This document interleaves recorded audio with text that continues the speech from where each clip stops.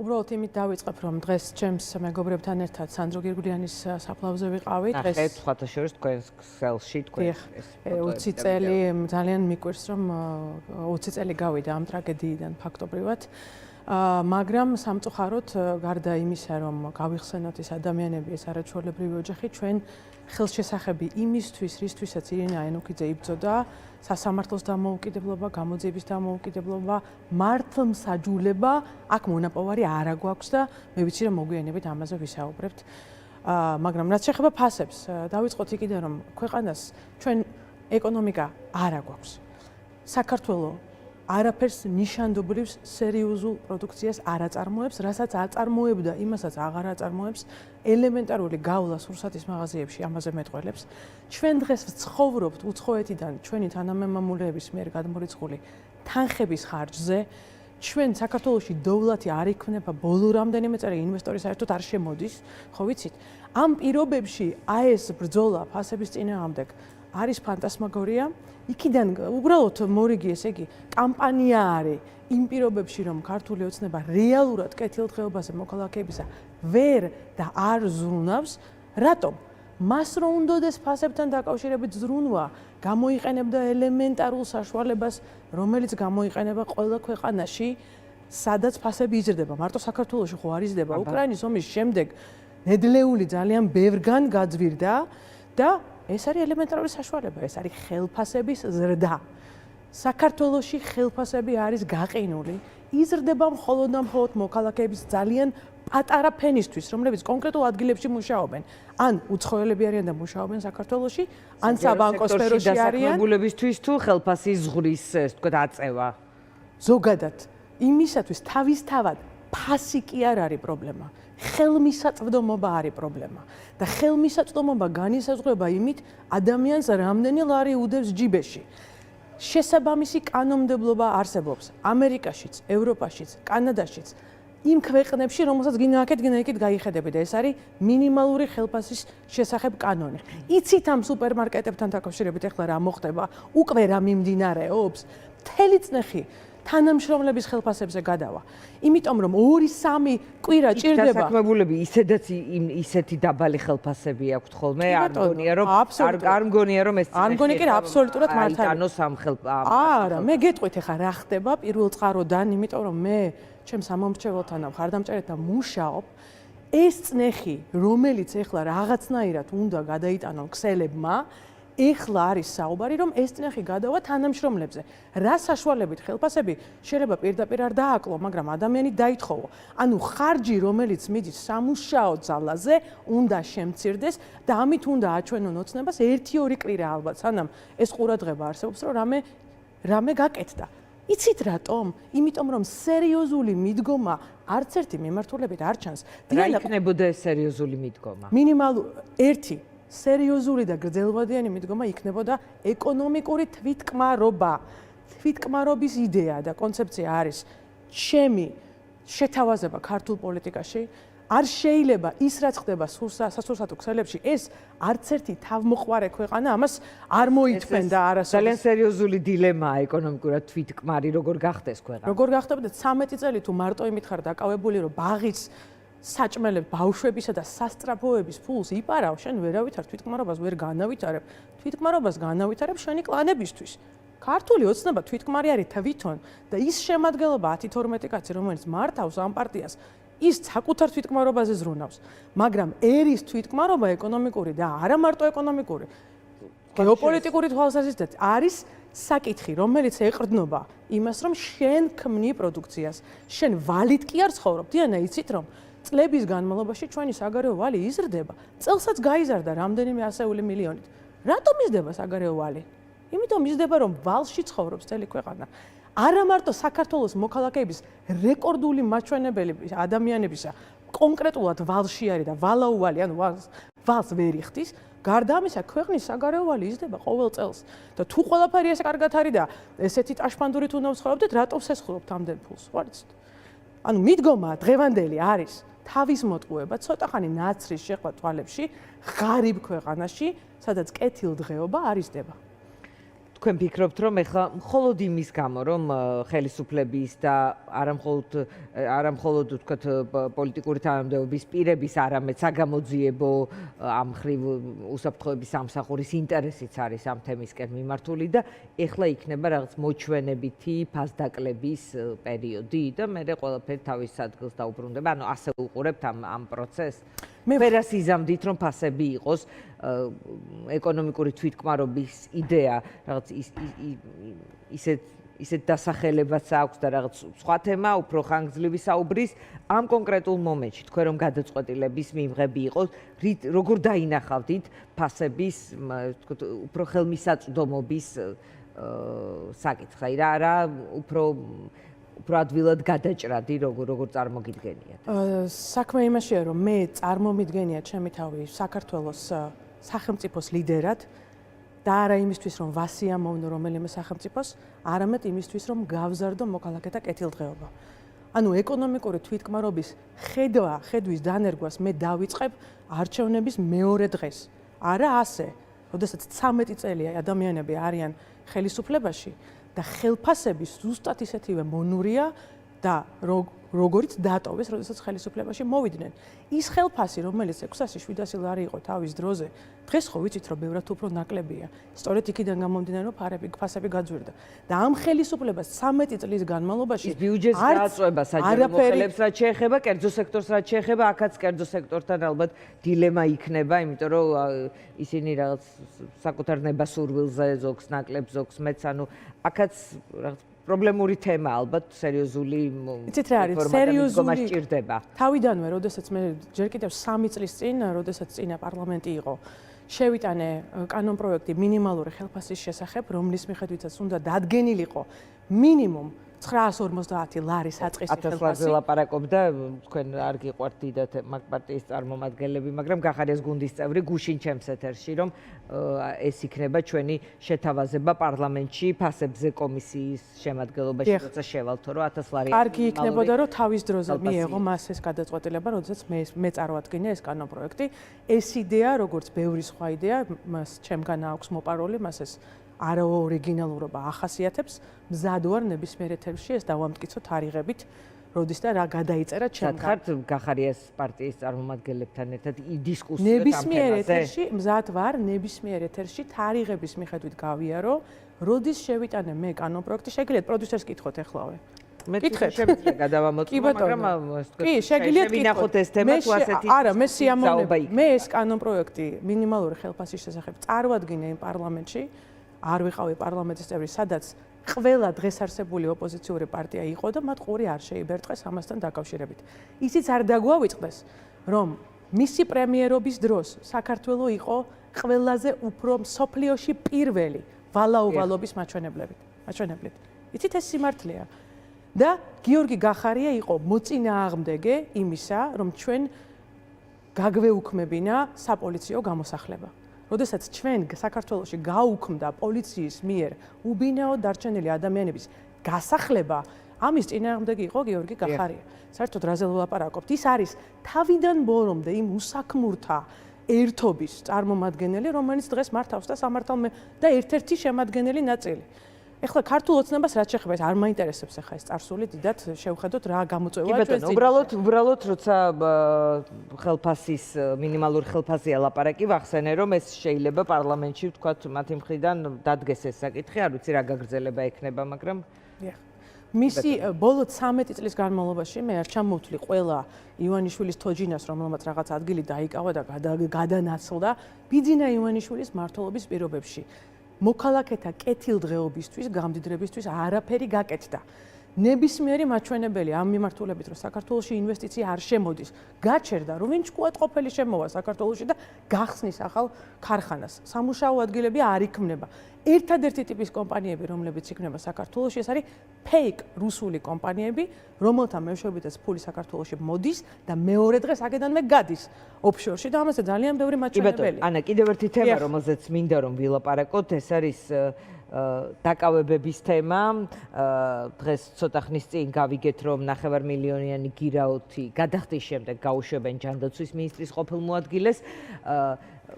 ხელისუფლება თქვენ საუბრობდით წაღან იმის შესახებ, რომ რაღაც უწყვეტად იპარავს ბაღის ფულს, ბავშვების ჭამის ფულს, ჯანდაცვის ფულს და ასე შემდეგ. კობახიძის ერთი კომენტარი რაღაც მახსოვს და ხშირად გამომიყენებია ეს ფრაზა ეთერში, გუშინ არ ვიციო, აი დღეს და ხვალ რაც არისო ამაზე ვარ მე პასუხისმგებელიო. რაღაცნაირად გამიჯნა, რომ ის თითქოს სხვა ხელისუფლებაა და კორუფციაზეო მომიყვანეთ ერთი ფაქტი, მომიტანეთ ერთი ფაქტი დღეს და ხვალ. ანუ რაღაც კონკრეტული მისი პრემიერობის შემდეგ თითქოს ახალი წელთაღრიცხვა აითვალა ქართულმა ოცნებამ კობახიძის პრემიერობით და წარსულზე პასუხისმგებლობას ირიდებს, მაგრამ ფაქტია, რომ თავიანთი საგამოძიებო უწყებებით ოფიციალური ბრალის შინაარსით უწევთ იმის აღიარება, რომ ჯანდაცვაში, თავდაცვაში, ინფრასტრუქტურაში ყველგან იყო ეს კორუფციული შემთხვევები. აი რა, რისი ნიშანია ეს, რომ უწევთ მათივე ყოფილი თანამდებობის პირების დაკავება, გაშვება, ზოგის ჩატოვება საპატიმროში და ასე შემდეგ. რა პროცესს ვადევნებთ? ჩემი აზრით გროვდება შავი საფულე, იქიდან გამომდინარე, რომ ფასების საკითხი არ აწუხებს ბიძინა ივანიშვილს, მაგრამ ფულის საკითხი აწუხებს და შესაბამისად ის დანაკარგები თუ შეჩერებული თანხები, რომელიც მას აქვს, ამოსაღებია. თავიდან ბოლომდე აი ეს ქსელები, რომელიც არის ხა რეალურად დადასტურება იმისა, კიდევ ერთხელ დასტურდება ყველაფერი, რასაც აქამდე ვამბობდი, რომ საქართველოს სოფლების უმეტესობას არ აქვს სასტრაფო მანქანა. მაგრამ მე მახსოვს ზუსტად საარჩევნო კამპანიის დროს, იცით რა იყო მთავარი სათხოვარი მოსახლეობის მხრიდან? მთავარი სათხოვარი, რომ კინოთეატრი კი არა, საბჭოთა კავშირში თეატრი რო ქონდა, კინოთეატრი, სასტრაფო მანქანა. დღეს დადასტურდა, რომ ამ სასტრაფო მანქანის ფული არ გქონდა კი არა, ამ სასტრაფო მანქანის ფული ვიღაცამ წაიღო. იმ ბაღების ფული, ახლა დაუბრუნდეთ ბაღებს, ხო? მოვიდნენ და გითხრეს, რომ აი ბაღებში დაიჭირეს ვიღაცა კორუფციულ. რას გავს დღეს ბაღები? ჩვენ რო დღეს ხედავდეთ, რომ ის სკოლების რემონტები, რომლებიც დაიწყეს და საიდანაც ფული იყო მოპარული, რემონტები დასრულდა. ჩემი კამპანიის ნაწილი ხო იყო ეს. ეს სკოლები დასრულდა, რემონტები ბოლოში გავიდა. ანუ ხედავდეთ, რომ ვინმე დაინტერესებულია ბაღებში რა ხდება. აბსოლუტური სისულელე და მშობლების მორიგი წნეხი რაც გააკეთეს ბაღებში. აი ახლა ფაქტს გეტყვით, ხო? ჩატარდა ისევ და ისევ ერთკომპანიიანი ტენდერი, ბუსა კომპანიამ, ხელდახელოდ შექმნილმა, დაამონტაჟა ეს საშინელი მრიცხველები ბაღებში, რომლებიც აბსოლუტურად არაფერს შეაждდება და რომელთან დაკავშირებით და წინასწარი შესწავლა არ იყო გაკეთებული. დიან ერთი წამი ვიტყვი. საინტერესოა. საერთაშორისო მე შემხვდა ქსელში რამდენიმე ვიდეო, სადაც ამ რიცხვი მრიცხველია. ეს არის, ხო, ამაზე დავაობთ, მე ვაპირებ, რომ ვედაო ამაზე ბაღების სააგენტოს. და ძალიან მინდა აქ რო რაიმე გულწრფელობა იყოს, კახიკალაძე ათქებოდა ხვალ 9 საათზე, 10 საათზე მივიდოდა რამდენიმე ბაღში და ნახავდა რა ხდება ბაღებში. რა დღეში არიან ჩაგდებული მშობლები. ესე იგი, აქ თქვა ბაღაბაგების სააგენტომ მიპასუხა, თქვა რომ ეს არის ბავშვების აღრიცხვიანობის საშუალება. მაგრამ ეს აბსოლუტურად დამოკიდებულია მშობელზე, იმის გამოიყენებს თუ არა ბაღში შეგიძლია ისე შეხვიდე და გამოხვიდე, რომ ის ბარათი არ გაატარო. პარალელურად თვითონ ბაღაბაგების სააგენტო გვეუბნება, რომ სააღრიცხვო სისტემა, ჟურნალის სისტემა ძველი ბაღს ისევ შენარჩუნებული აქვს. ყველაზე სერიოზული პრობლემა. კითხვებზე პასუხს საერთოდ ვინ ითვლის ამ ბარათების აღრიცხვიანობას, ვინ აკეთებს? რომ ეს არაფერი დაწესებული არ არის. თქვენ წარმოგიდგენიათ, რომ ისეთ საქათმეში ვცხოვრობთ, საქათმეში, ეს საქათმე არ არის ეს რა არის, რომ აი ეს არაფერი შესაბამისი საკანონმდებლო აქტით არავის არ მოაფიქრა, რომ გაეწერა. ამაზე ვიდავ, ეს მოვითხოვე. არავინ წინასწარ არ შეისწავლა და კვლევა არ დადო. ეს სისტემა საერთოდ საჭიროა. მაშინ, როდესაც სურსათის ეროვნული სააგენტო რა არის პრობლემა, რომ არ ახლავს მეტი, ეს თქვა დეტალიზაცია, როგორ უნდა ის არის ძალიან სერიოზული პრობლემა მშობლებისთვის. შეიხედეთ ნებისმიერ ეს ჩემი მხარდამჭერები და ამომრჩევლები, შეიხედეთ მშობლებს ისედაც საქართველოში აქვს ძალიან ბევრი პრობლემა. მშობლებს არ აქვს წესიერი ტრანსპორტი, არ აქვს ინფრასტრუქტურა, ბაღებთან არ არის საპარკინგი ადგილები. თქვენ გინახავთ როგორ აყენებს მშობელი, ვთქვათ, თუ მანქანით მეტის ბაღთან მანქანა, იცით როგორ აყენებს? სკოლასთან. ხო, ან სკოლასთან. ეს არის კატასტროფა, ეს რას ნიშნავს, იცით? ეს ნიშნავს, რომ შენი მერია, შენი მთავრობა ფიქრობს მარტო საკუთარ ჯიბეს. როგორ წარმოგიდგენიათ ეს ახლა ყველა სკოლასთან რამდენი მშობელიც შეიძლება მივიდეს იქ პოტენციურად იმდენი სამანქანე ადგილი, ასეთი რა. ანუ ვინმე რამე შეისწავლა ეს დიანა? მაშინ სკოლები რაღაც ცალკე სხვადასხვა ტერიტორიებზე ისეთ ადგილებში უნდა გადაიტანონ. რატო არ უნდა სადაც მეტი არსებობს. იმიტომ რომ კორპუსები უნდა აშენონ. პირველი, ასეთ მიდგომას საერთოდ მთელი მეცნიერება აქვს. ადგილმდებარეობის შერჩევა არის მეცნიერება. ხალხი იწვრთნება ამისთვის. სკოლები უკვე შერჩეულ ადგილებზე არა, მაგრამ ბენზინ გასამართი რომ სკოლის გვერდზე არის და ეს რომ ვიღაცამ გადაწყვიტა, ამას აქვს თავისი წესები. და რატომ გადაწყვიტა რომ ბენზინ გასამართი სადგური ორთაჭალაში დასახლებულ პუნქტში საცხოვრებელი სახლების და სკოლების გვერდზე არის. ამას რა უნდა ნობელის პრემია ჭირდება? არა, ამას მარტივი პასუხი აქვს. ეს არის კლანური მაფიოზური მმართველობა. ვიღაცამ ფული გადაიხადა და საწყალი ხალხი, რომელსაც სკოლებში და ბაღში დაღავს ბავშვები, არავის არ აინტერესებს. კიდევ ერთხელ ვიმეორებ, ნორმალურ ქვეყნებში იგივე რაც ეხება პარკების უსაფრთხოებას, ხო? ისადაც იღუპებიან ჩვენი ბავშვები, ხო ეგრეა? რამდენი შემთხვევა იყო რომ პარკში, მუნიციპალურ პარკში ვიღაცა ბავშვი დაიღუპა. იგივე რაც ეხება ახალგაზრდების, აი ხა ძალადობას ახალგაზრდების იყო დოქებთან, როცა ჩავარდა ბავშვი წყალში, ვაკის პარკის შემთხვევა უმძიმესი. მე ჩვენ გვაქვს პარტიას ხალხისთვის გაკეთებული აქვს სწორედ საერთაშორისო პრაქტიკის შესაბამისად შეთავაზება ჩატარებული იყო უსაფრთხოების აუდიტი პარკების. უნდა შემოწმდეს და ამას ატარებენ, ეს არის საერთაშორისო პრაქტიკა. იცით როგორ ვლაპარაკობთ ახლა? ჩვენ ცხოვრობთ საქართველოში. არაფერი არ გაკეთდა, არც ლიფტების აუდიტი არ ჩატარდა. ასევე ჩემი შეთავაზება იყო. გავახსენებ ხალხს, ჩემი შეთავაზება იყო ლიფტების უსაფრთხოების აუდიტი. კონკრეტული წინადადება მქონდა, როგორ უნდა დამეგობრებულიყვნენ კერძო კომპანიები და მერია იმისთვის, რომ არ მოხდეს ის რაც ხდება ლიფტებში, ხო? და ნახეთ, ამას ერთი ხაზ გავს, მაგ არაფერი ლიფტი იქნება, პარკი იქნება, თუ იქნება გიგა ავალიანის მკვლელობა, ხო? სადაც დავინახეთ აბსოლუტურად, ხა მე ცოტა გავესაუბრე მის დედას და მხარდაჭერას უთხოვებ კიდევ ერთხელ, გავეცანი ცოტა გავიგე რა მოხდა ამ საქმეში. იცით რა არის, ეს არის აბსოლუტური არა მარტო კონკრეტული პიროვნებების ჩავარდნა, ეს არის სახელმწიფოს ფიასკო. როდესაც შენ სახელმწიფოში არაფერს არ აკეთებ იმისთვის, რომ ახალგაზრდებს აი ეს იდეები არ მოუვიდეთ თავში, რას აკეთებს სახელმწიფო იმისთვის სარალიძის საქმის შემდეგ, რომ ძალადობა არ იყოს სკოლაში და ძალადობის კულტი არ იყოს. არაფერს, ნული. ხო, არ არის ეგრე? მითხარით აბა? მე პასუხი.